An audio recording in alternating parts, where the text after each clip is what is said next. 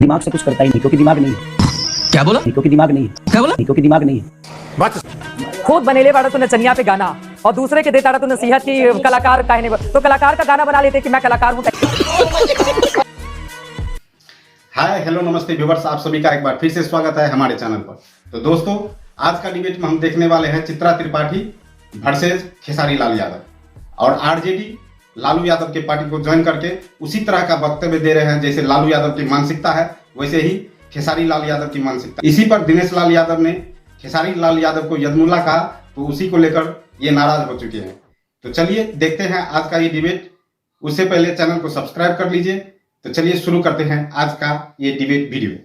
Picture चालू करो बे। जहां जहां आप जा रहे हैं वहां वहां लाखों की भीड़ आपके दीदार के लिए खिंचती हुई चली आ रही है, लेकिन वोट ये लोग करेंगे क्या? खेसारी लाल यादव जी, चर्चा पे चित्रा में आपका बहुत बहुत स्वागत है। भीड़ तो जबरदस्त है, लेकिन वोट कैसे मिलेगा? क्योंकि 6 चुनाव में से सिर्फ एक चुनाव 1 साल के लिए आरजेडी जीती, बाकी या तो जेडीयू या तो भारतीय जनता पार्टी के खाते में सीट रही है।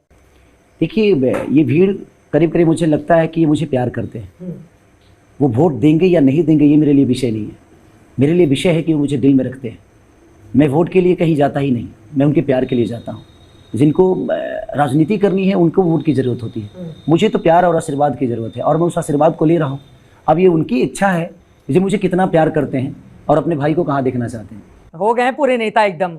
मुझे तो लगा था कि नेतागिरी में थोड़ा टाइम लगेगा इनको, लेकिन आंसर जिस तरह का आया है तुरंत स्पॉन्टेनियस, एकदम नेता वाला आंसर है। नहीं, ये दिल की बातें हैं और मुझे पता है कि दिल की बातें दिल तक बहुत जल्दी पहुँचती है। मैं दिमाग से कुछ करता ही नहीं क्योंकि दिमाग नहीं है। क्या बोला? क्योंकि दिमाग नहीं है। क्या बोला? क्योंकि दिमाग नहीं है। बात तो सही है। 2013 में दूध का कर्ज आप फिल्म लेकर आए, अभी 2025 में आपको दूध से नहलाया जा रहा है। यहाँ पर खूब नेताजी खुश नजर आ रहे हैं।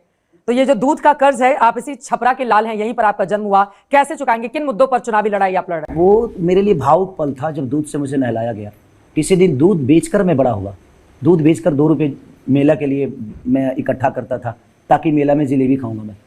बट ये समय ऐसा आ गया कि आज मुझे दूध से नहलाया जा रहा है। सम्राट चौधरी बिहार के डिप्टी सीएम, उन्होंने आपको नाचने वाला क्या बता दिया? आपने बिल्कुल दिल पे ले लिया कि नचनिया कह रहे हैं और भरी पूरी सभा में आप उसको मुद्दा बनाते हैं। सबसे बड़ा चीज़ ये बना कि नाचे आवे की चाहिए। और मैं नाचा क्योंकि मुझे पता है कि मैं कैसे अपने आप को बड़ा किया हूँ। मेरे जीवन में कुछ नहीं था, ना माँ का प्यार था। 6 साल का था मैं तो माँ मुझे छोड़ के चली गई क्योंकि पापा के लिए प्रॉब्लम थी, बहुत दिक्कत था पापा को खाना बनाने में। उसके बाद मेरा प्रवेश जो हुआ, शायद मैं समझता हूँ क्योंकि मेरी सारी पिछली ज़िंदगी, बीती हुई ज़िंदगी में कभी भूलता ही नहीं। मेरे जीवन में हर वो चीज़ याद है, हर वो पल याद है मुझे, ताकि याद रखता हूँ इसलिए ताकि मैं कभी बिगड़ूँ ना।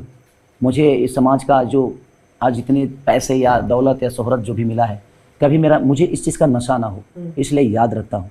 और सम्राट भैया मेरे बड़े भाई हैं, ठीक है, उनके नज़र में मैं नचनिया हो सकता हूँ, पर दुनिया को इंटरटेन किया है मैंने किसी का हत्या नहीं की है। उन पे 7 हत्या का आरोप है, मेरे ऊपर नहीं। उन्होंने कहा कि क्लीन चिट मिल गई है मुझे कोर्ट से। मेरे साथ इंटरव्यू में कहा था कि बेवजह का मुद्दा बना रहा है विपक्ष इसको। अच्छा, क्लीन चिट मिल गई है उनको, हो सकता है। अब उतना कागजी कार्रवाई तो मैं नहीं जानता और ना ही उनके जीवन के बारे में मुझे जानने का।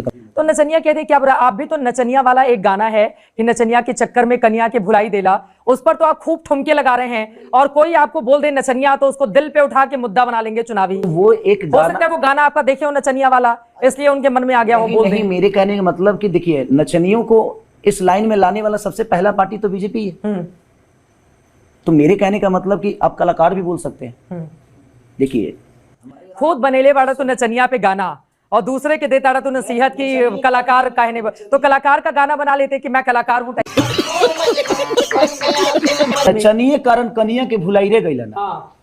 वो एक पत्नी का दर्द, एक पत्नी अपने पति से बोल रही है कि नचनिए कारण कनिया के भुलाई रे गई, और पति तो खूब ठुमके लगा रहे हैं ना उसमें में। देखिए, वो एक इंटरटेन का विषय हो गया। ये लोग, देखिए होता क्या है, मैं आपको एनडीए की सच्चाई बता देता हूं। इनके पास शब्द बहुत हैं, ये लोगों को शब्दों से छोटा करना चाहते हैं। यहाँ मुद्दा नचनिया का है ही नहीं, यहाँ मुद्दा विकास का है, यहाँ मुद्दा पलायन का है, यहाँ मुद्दा बेरोजगारी का है। बट इनको किसी इंसान को पकड़ना है और उसी पे पूरा चुनाव लेकर चलना है। पूरी बिहार की लड़ाई है और बिहार की समस्या की लड़ाई है। ये वो कभी बात नहीं करेंगे, उनको सिर्फ सनातन पे बात करना है। उनके कहने से हम सनातन हो जाएंगे, उनके ना कहने से हम कहते तो हैं जंगल राज पर भी हमला करते हैं। अरे जंगल राज 20 साल पहले खत्म हो चुका है। अब कौन सा राज है? आज भी हत्या हुआ है।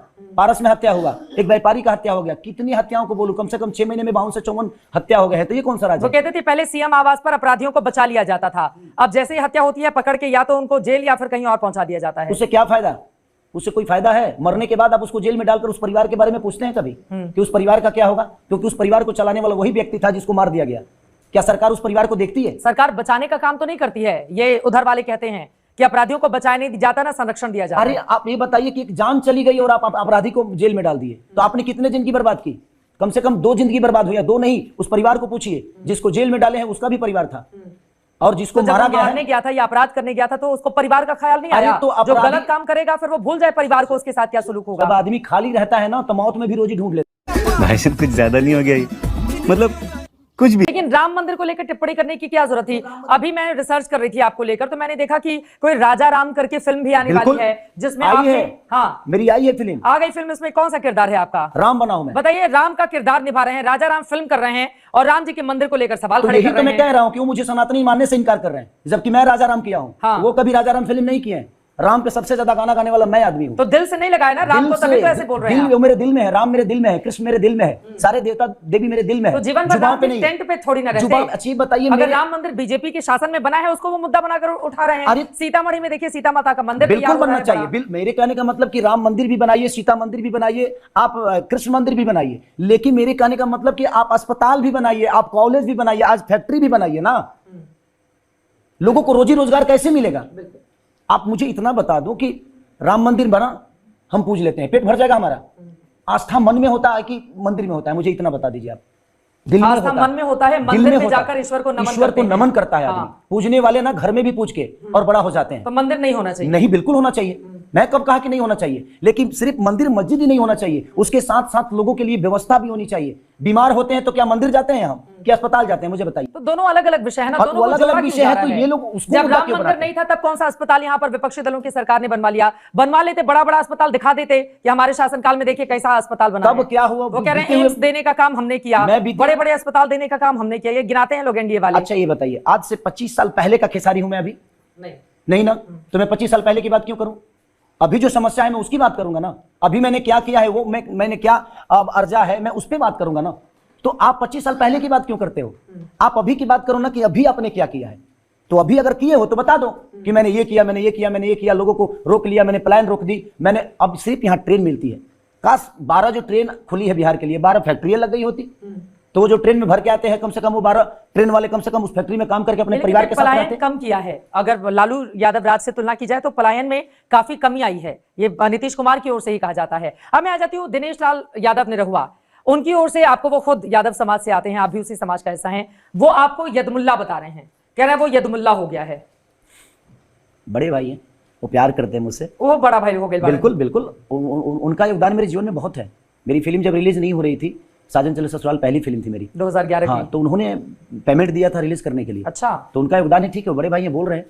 कभी ऐसे बोला नहीं, लेकिन राजनीति में आने के बाद शायद उनको मैं बुरा लगने लगा। उनको लग रहा है कि आप राम जी के खिलाफ खड़े नहीं, हो गए शायद हैं मैं अगर इसलिए। बीजेपी में गया होता तो ऐसी बातें नहीं होती। वो भी मुझे प्यार करते और ऐसे शब्द का उच्चारण कभी नहीं करते मेरे लिए, क्योंकि मैं हमेशा दमदार तरीके से बोले हैं यदमुल्ला अच्छी आपको। बात है, कम से कम उस लायक तो हूं मैं, कुछ तो बना, मैं कुछ तो बना। यदमुल्ला ये कोई शब्द ही नहीं है। क्या जो मुल्ला है वो हमारे देश के नागरिक नहीं है? क्या मुसलमान हमारे देश के इंसान नहीं है? मैं अपने जाति चाहे धर्म का कोई मानता ही नहीं, मैं सिर्फ एक इंसान के तौर पे इंसान को मानता हूं। जिस राह पे तुम चल रहे हो बेटा, एक दिन पूरी तरह फंसोगे। दोस्तों, दोगलापंथी का भी हद होता है। खुद बोलते हैं कि इतिहास के बारे में कुछ मत बोलिए, जो बीत चुका वो बीत चुका, अब नए सिरे से शुरुआत करिए। लेकिन वो खुद का इतिहास बता रहे हैं जो कि हम आगे देख चुके हैं। और जिस तरह का ये इसका दिमाग है, वो खुद भी बोले हैं कि हमारे पास दिमाग नहीं है। रियल में उनके पास दिमाग नहीं है, इसीलिए उसको यदमुल्ला कहा जा रहा है। तो दोस्तों, आप सबको क्या लगा इस डिबेट में जरूर कमेंट कीजिएगा। वीडियो को लाइक कीजिएगा, चैनल सब्सक्राइब कीजिएगा। अभी के लिए इतना ही, मिलते हैं नेक्स्ट वीडियो में। हर हर महादेव, धन्यवाद।